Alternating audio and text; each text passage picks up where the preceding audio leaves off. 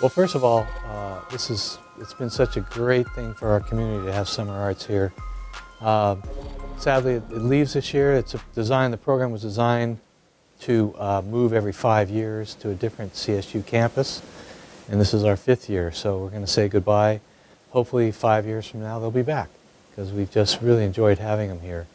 The program started in 1985. It was a group of arts educators in the CSU system that said, let's see if we can offer something in the summer for our students that's an intensive coursework.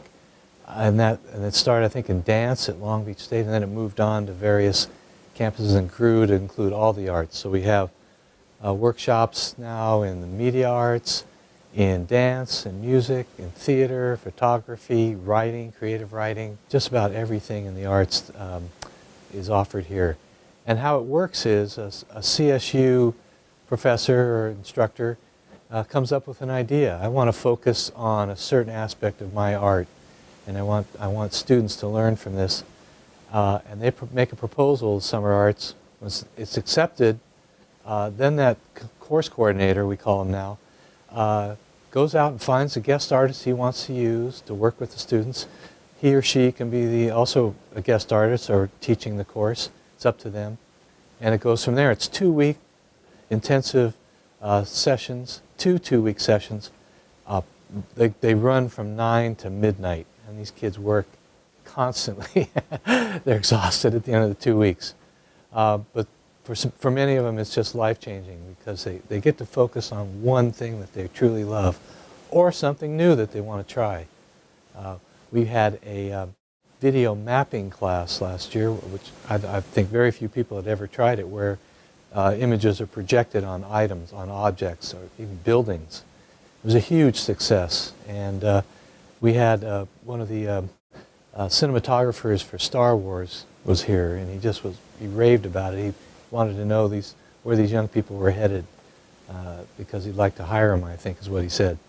And just that sort of thing to bring in, I'm a music teacher, to bring in world-class musicians. This year we're going to feature the principal brass from the New York Philharmonic. These are some of the greatest brass players in the world. I'm excited to meet Joe Alessi, who's a trombonist with the New York Phil. I've heard his playing for years and played some of the works that have been written for him when I'm conducted at UC Santa Cruz or elsewhere.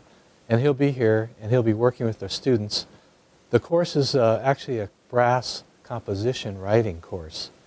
So if you're a composer, a young composer, and you always wanted to write for brass, quintet, that's one thing. But then to have it played by 5 of the greatest musicians in the world, the piece that you've written, that's phenomenal. And they're going to do that in the second session. So they'll show up, students, on Monday, July 11th, and on the 20th of July, their work will be performed by the brass quintet from the New York Phil. That's just one aspect in the area of music. We have the Tricia Brown Dance Company coming this year. We have some actors that you might know of. Jeff Perry stars on Scandal. He and Eric Honeycutt, who's this actor out of the Los Angeles area, will be doing a play, Mass Appeal. Alexandra Billings joins us on July 16th. You've seen her in Grey's Anatomy and Transparent, and she's going to be a one-woman show. There's a lot of emphasis this year on theater. The Steppenwolf Theater will be forefront from Chicago. Also, the Michael Chekhov Acting School. So Joanna Merlin, who maybe you've seen on Law and Order, SVU, she'll be working with the students. So the beauty of this is, these are people who are passionate about their art. They have a career in their art, and they come and they share their expertise with our students for 2 weeks in an intensive level. They work them to death, but everybody loves it at the end. So for the general public, every night, almost every night, starting June 27th through July 23rd, there's an evening event. We ask our guest artists not only to teach, but to do something for the public. On July 6th, our flute workshop. It's the 21st Century Flautist. That's the name of the workshop. They'll give a concert featuring John Barcelona, Ian Clark, some very well-known flute players, and world-class piano accompanist playing for him.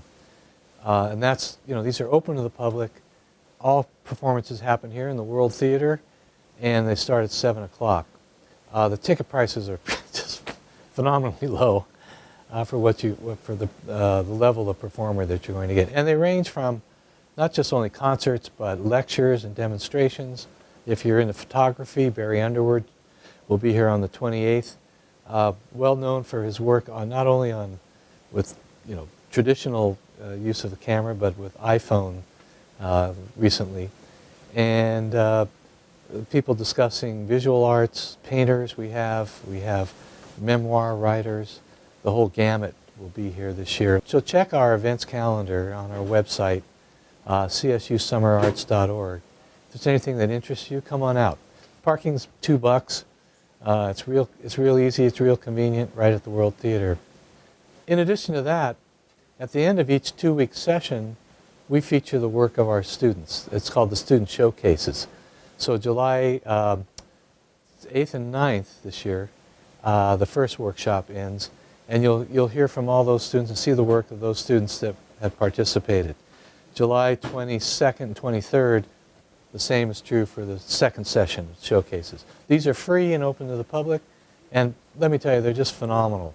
These kids work extremely hard, and the product they come with at the end is just amazing.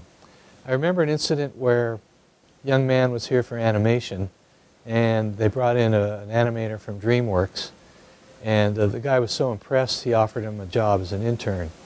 So he got his foot in the door, which was quite impressive. So don't miss CSU Summer Arts if you haven't been here yet. There's still time. One more year. Check it out. Our website is www.csusummerarts.org. The events calendar is listed there. Come on out and join us. I think you'll be happy you did.